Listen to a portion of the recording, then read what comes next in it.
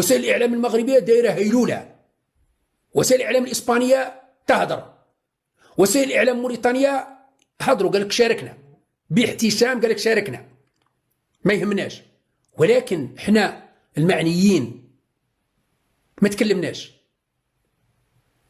علاش؟ فهمونا واش درتوا في هذا اللقاء. احمد عطاف جانا حامل ولا مش حامل؟ وجاب لنا طفل ولا طفله؟ لانه الان ولينا في قضيه تكتم على الفضيحه. احمد عطاف واش داروا لك؟ فهمنا واش داروا لك؟ رفدوك الكرش، واش جبت لنا طفل ولا طفل؟ لانه فضيحه. ناقشوا الشعب قال ايه؟ رفعوا راسكم قال ايه؟ رحنا نناقشوا مع المغرب والصحراء الغربيه وكذا وكذا، وقعدنا في طاوله واحده وتناقشنا. كل وسائل الاعلام العالميه سواء المغربيه او الاسبانيه او حتى الموريتانيه، لاني دخلت حتى في وسائل الاعلام الموريتانيه لقيت انهم يتكلموا عن الموضوع، الا الاعلام الجزائري لا وزاره الخارجيه تكلمت، ولا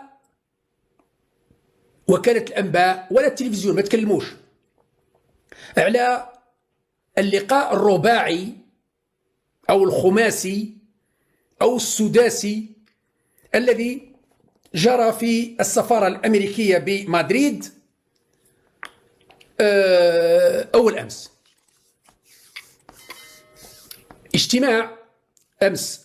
اجتماع في السفارة الأمريكية بمدريد، وزير خارجية الجزائر، وزير خارجية المغرب، وزير خارجية موريتانيا، وزير خارجية الصحراء الغربية، بحضور وزير خارجية إسبانيا والمبعوث الأمريكي أو المستشار كبير المستشارين الأمريكيين مسعد بولس. لقاء سداسي، 4 أطراف ضالعة في الموضوع اللي هي قضية الصحراء الغربية، وإسبانيا راعية اللقاء أو المفاوضات، وأمريكا الآمر الناهي. اجتماع جرى في مقر السفارة الأمريكية بمدريد. لماذا لم تتكلم وزارة الخارجية الجزائرية عن الموضوع؟ لماذا لم تتكلم وكالة الأنباء الجزائرية عن الموضوع؟ يا عباد ربي راه كاين اعلام وكاين يوتيوب وكاين فيسبوك وكاين تويتر وكاين تكنولوجيا تفضحكم. وعندما تكشف هذه الوسائل وهذه المصادر هذا الكم من المعلومات، ولا تتطرق وكالة الأنباء الجزائرية أو التلفزيون أو وزارة الخارجية للموضوع لا من قريب ولا من بعيد، هذا الأمر يدفعنا للشك. عشق مخبين يا ربي، هذا وشنو هي؟ علاقة حميمية سرية، راكم بالحمل في السر. ما فهمتش أنا وش المشكل اللي خلاكم تخبيوا هذا اللقاء؟ وش هو؟ لأنه أنا قريت ها وين. لا اعتذر، هسه نشوف الخبر وراه. ها وين الخارجية الأمريكية قال لك بعثة الولايات المتحدة لدى الأمم المتحدة، قامت وفود رفيعة المستوى من الولايات المتحدة والأمم المتحدة بتسيير محادثات في مدريد بإسبانيا، جامعة المغرب، وجبهة البوليزاريو، والجزائر وموريتانيا.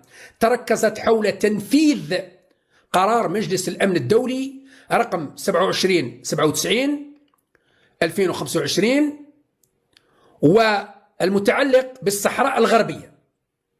إذن كاين خبر.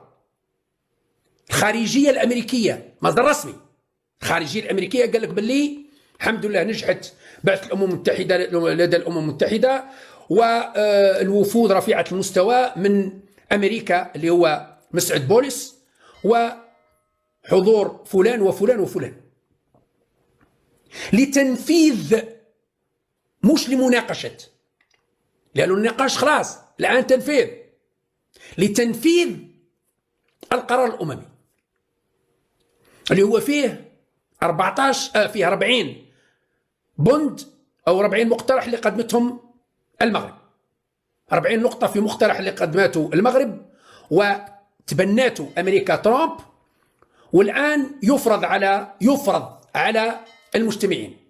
أنا السؤال اللي حبيت نسأله، وعلاش مخبيين هذا اللقاء السري؟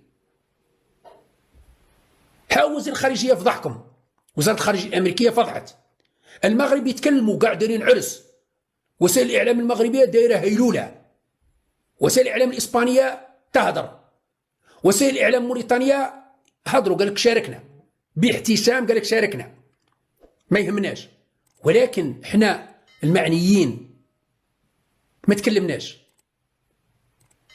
علاش؟ هل اللقاء سري؟ ها وزير الخارجية وزارة الخارجية الأمريكية هاي كشفاته. هل اللقاء عيب؟ هنا أوكي، نعم عيب. أنا قلتها ونعودها، فيه تنازل وفيه انبطاح وهرولة نحو التطبيع. ما طبعناش مع إسرائيل، راح نطبعوا مع المخزن نتيجة أوامر وتعليمات مسعد بولس وترامب. اللي كنا نضحكوا على ناس اللي طبعوا مع إسرائيل، احنا راح نطبعوا مع المخزن، والناس اللي عندهم مواقف ثابتة يرفضون هذا التطبيع. أنا أرفض هذا الانبطاح، وأرفض هذه اللقاءات السرية اللي شغل واحد داير عملة سارق سرقة، والله داير عملة يعني يحشم بها ومتخبين وما يقولش. حبوا يسطروا قال لك رحنا لقاء ثنائي، ما كاش لقاء ثنائي إسباني، ما كاش. عطاف راح لمدريد من أجل هذا اللقاء. إذن الشعب الجزائري يطالب بالشفافية. فهمونا وش درتوا في هذا اللقاء؟ أحمد عطاف جانا حامل ولا مش حامل؟ وجاب لنا طفل ولا طفلة؟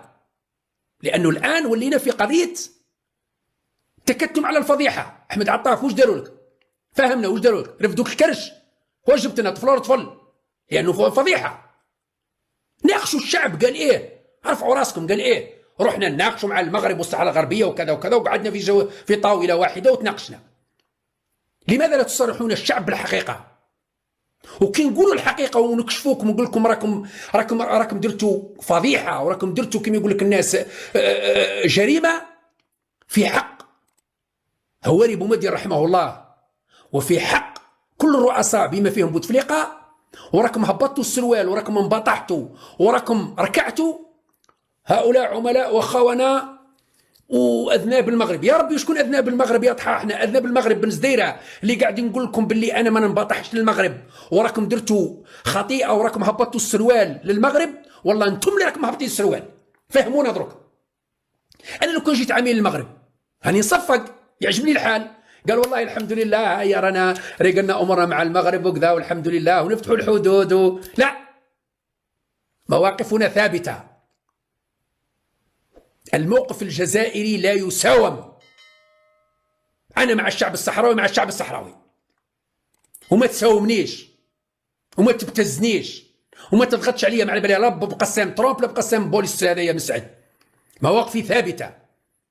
أنا نحب هاك الرجالة كما كان بومدين الله يرحمه، كما كانوا رجال.